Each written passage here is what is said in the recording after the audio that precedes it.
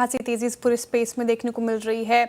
नतीजों के साथ साथ कंपनियों की कमेंट्री ने भी काफ़ी बूस्ट किया है इन्वेस्टर्स के कॉन्फिडेंस को। तो डिटेल्स एक बार फिर से समझ लेते हैं सारी कंपनियों के कैसे रहे। सुदर्शन जी हमारे साथ जुड़ रहे हैं। Sudarshan ji, good afternoon. Auto ancillary as a space काफ़ी रफ्तार में है। काफ़ी रफ्तार में, और पूरे साल अभी तक 2026 में ऑटो कंपनीज में आप रफ्तार देख रहे थे, और लास्ट कुछ एक वीक में इवन ऑटो एंसिलरी कंपनीज में रफ्तार देखा जा रहा है। तो जस्ट आज का मूव मैं बता देता हूँ। आस्क ऑटो, जिसका कल कंपनी ने अर्निंग्स अनाउंस किया था, 14% मूव किया है। Happy forgings 5%, Motherson wiring 4%, Uno Minda 2%, Sona BLW भी 4% एंड बॉश 5%। उसके क्या कारण है? तो एक तो मैंने बताया आपको कि लास्ट 2 दिन या 3 दिन में कहें, जितने भी कंपनी ने अर्निंग्स अनाउंस किए हैं, उनका टॉप लाइन ग्रोथ अगर जो आप देखोगे, सारे कंपनीज के टॉप लाइन ग्रोथ 20% से ज्यादा रहे हैं। पहला रीजन। दूसरा रीजन, ऑटो कंपनीज की बात करो, ऑटो एंसिलरी कंपनीज की बात करो, बात वो सारे लोग कर रहे हैं प्रीमाइजेशन। अगर जो प्रीमाइजेशन ऑटो में आएगा तो उसका बेनिफिशियरी कौन होगा? ये सारे ऑटो एंसिलरी कंपनीज, क्योंकि वो सप्लाई करते हैं पार्ट्स टू ऑटो कंपनी।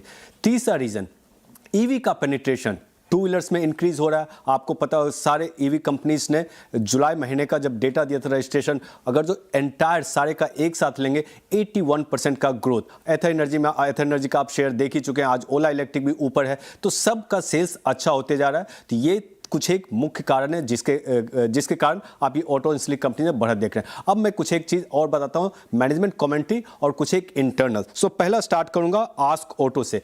उन्होंने उनका जो सेगमेंट्स है, पहला एडवांस्ड ब्रेकिंग सिस्टम्स, उसका रेवेन्यू ग्रोथ 48% इंक्रीज हुआ है Q1 FY27 में। सेफ्टी कंट्रोल केबल्स, उसका रेवेन्यू ग्रोथ 20% इंक्रीज हुआ है।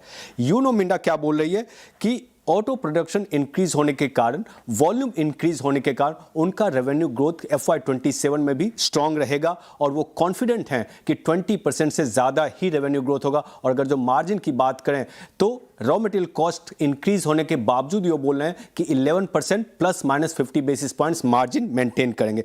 मदरसन सुमी, FY26 तक उनका ईवी का कंट्रीब्यूशन 6.6% था। नाउ Q1 FY27 वो इंक्रीज होकर 8.5% हो गया है। और रेवेन्यू ग्रोथ ये Q1 FY27 में 37% था, और ये तब आया है जब कॉपर प्राइस में भी 53% का इंक्रीज देखने को मिला है। तीसरी कंपनी है हैप्पी फोर्जिंग्स। वो बोल रहे हैं कि FY27 में रेवेन्यू ग्रोथ 30% से ज़्यादा, मार्जिन 30% से ज़्यादा रहेगा, और वॉल्यूम ग्रोथ जो उन्होंने ईयर के स्टार्ट में दिया था उससे ज्यादा रहने के अनुमान है। तो अच्छी कमेंट्री प्रीमाइजेशन के कारण, और ईवी का आप थीम देख ही रहे हो। तो ये सारे कुछ एक कारण है जिसके कारण आपको ऑटो एंसिलरी कंपनी में बढ़त देखने को मिल रहा है। जी सुदर्शन, बहुत बहुत शुक्रिया आपका। ऑटो गजब है, मोमेंटम है। एंसिलरी स्पेस को देखिए, फ्रंट लाइन स्पेस को देखिए।